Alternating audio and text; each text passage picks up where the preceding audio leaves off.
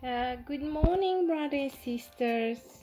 We are starting today a new chapter from Heavenly Tribe Hoondok, chapter 4, Seeking the True Self. And this is the section 1, the 6,000 years battle within our contradictory life. Two parents' words. In our own hearts, the remnant of 6,000 years of war between good and evil continued to flare.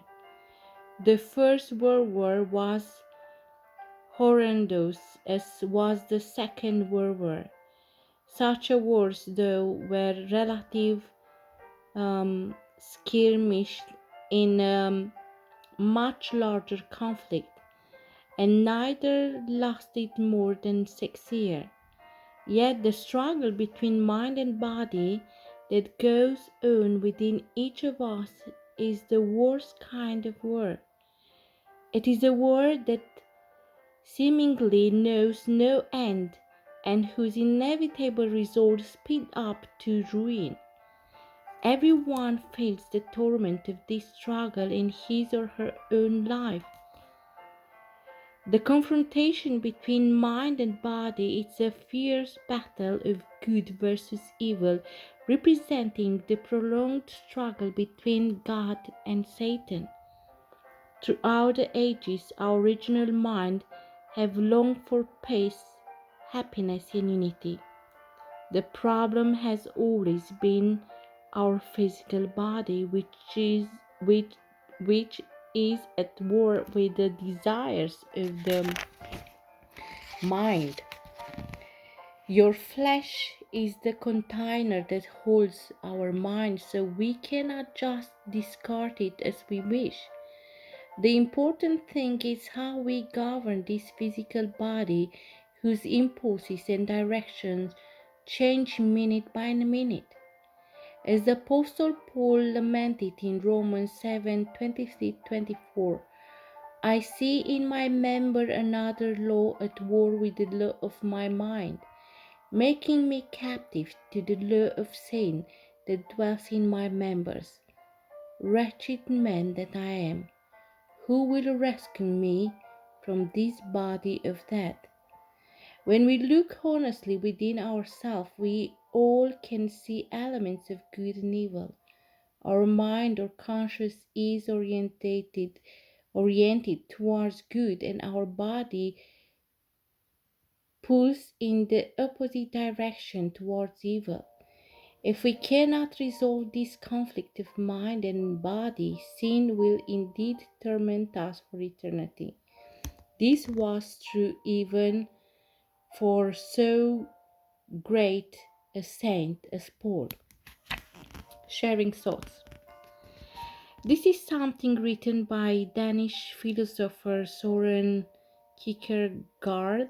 Sorry if I do not pronounce well. On a very cold winter day, a noble woman who was a devout Christian took her horseman and went to the theater. She left her horseman outside and went into the theater to watch the play. As the play began, the hero of the story appeared, and the scene played out in which pitiful people were being ignored. The same woman who was in the audience began to shout all kinds of insults at the hero. She became agitated as though she herself were an abused person, and told the hero that weak people who are treated poorly must be pitied. However, at the same time she was weeping and crying. Her horseman was outside waiting with his whole body shivering in the cold. Through this story, we can understand how contradictory people's minds and lives are. Why did humankind come to live in this kind of contradictory state? Were people originally ignorant? Did they not know what they were doing, was what way they were going, and was the difference difference is between good and evil? In the principle taught by Family Federation for World Peace and Unification, it is explained that this state of humankind come about with the fall of the first two humans, who thus descended into ignorance. This leads to their ruined state. If so, couldn't people cast out their desire for evil, control themselves, and pursue only the desire for goodness that comes from their original nature? To remove the contradictory nature that is in us, what kind of effort must we continually make in our lives? Unfortunately, even though we are looking for a way, we are a, in such a state of ignorance that we cannot distinguish between our desire for good and evil. Everyone tries earnestly to be happy and good, but we really do not know how to be happy, what goodness is, or what the evil is that is blocking our way. Furthermore, we don't know our identity in relation to what we are doing or whether our actions are contradictory. Therefore, while we are vaguely conscious of the people around us, we live thinking that is enough if we don't cause loss to others. However, we put our children into the best schools and think that happiness is having an expensive car and living in the best house. In addition, we compare ourselves endlessly to the others and believe we can attain happiness if we pursue fashion and fame. This is our mindset as modern people. Ultimately, we cannot arrive at happiness or satisfaction by comparing ourselves with other people. If we satisfy a physical desire, we feel happy for a moment, but soon feel dissatisfied because that happiness is just temporary. Even if we are at the crossroad where good and evil separate, if we focus on ourselves, on keeping the standard that we are just not causing trouble to others, we end up causing problem somewhere in the society, nation, or world.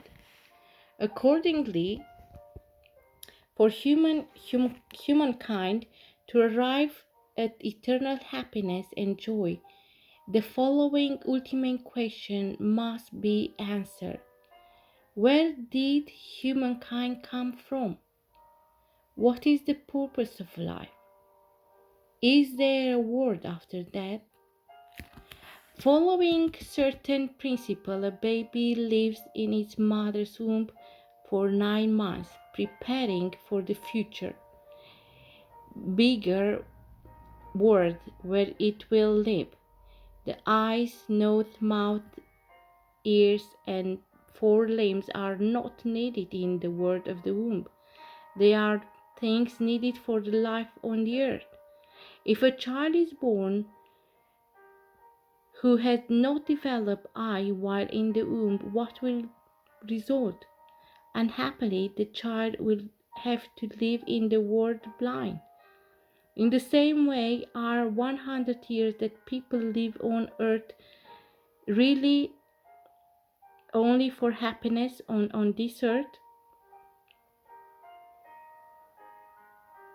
In the same way, are the 100 years that people live on the earth really only for happiness on this earth? No. Those years are a process to prepare a person for eternal happiness in the spirit world after that. The earth is merely a space to stay momentary in our physical body as we prepare for a greater eternal world. Therefore, we need to know that happiness does not come about only on the earth. It is connected to life after death. Accordingly, what is called life must be lived only for our time on earth. Furthermore, we must live a life that overcomes the contradiction of the two minds of good and evil that are within us. What kind of person was the original person before the fall? To return to the original state and position before the fall, what path must we take? What is the original mind which desires good, and what is the origin of the opposing mind which causes selfish desire? What is the one root cause of the self-destruction which created the contradictory nature of the original mind and the selfish mind?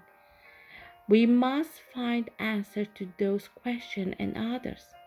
Therefore, to attain happiness, first we must know clearly what happiness feels like, and through that knowledge cast away the desire for evil. Following our desire for goodness, we must live a life of goodness that the original mind is aimed for.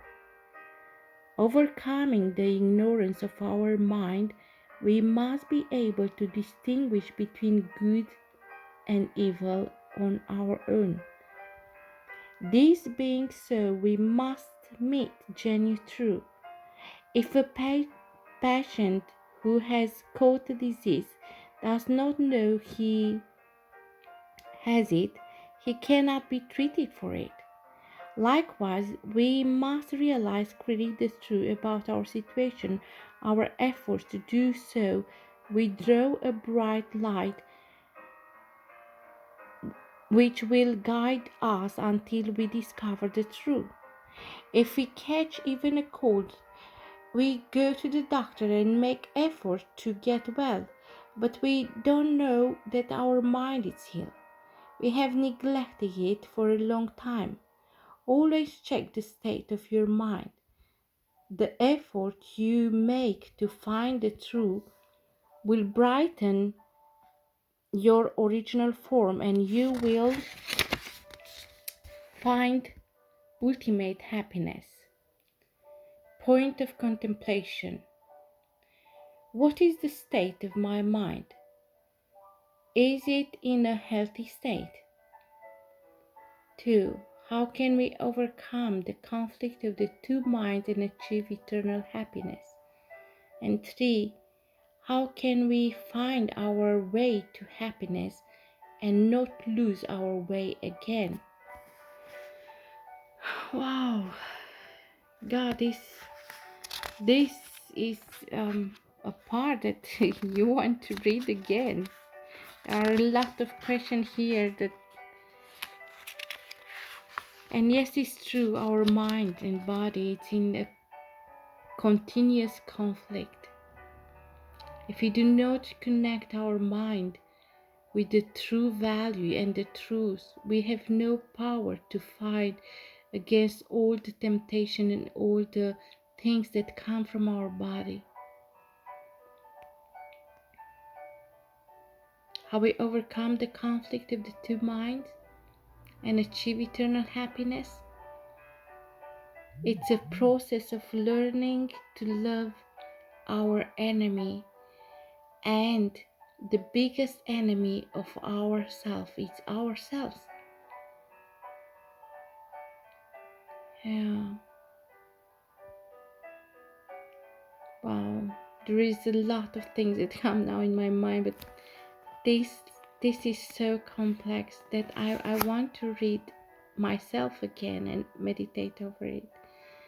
I also suggest you to have again listen if you wanted to listen again, and then have your own contemplation. And if you want to reply and share your own understanding, please feel free to share. Thank you for following this great teaching of true parents, and thank you for subscribing to YouTube channel and Heavily Tribe Hoondok page. Yes, I wish you a great day, and let's find a way through which we can create harmony in our life and be happy, you know. Yeah. Have a blessed day. Bye.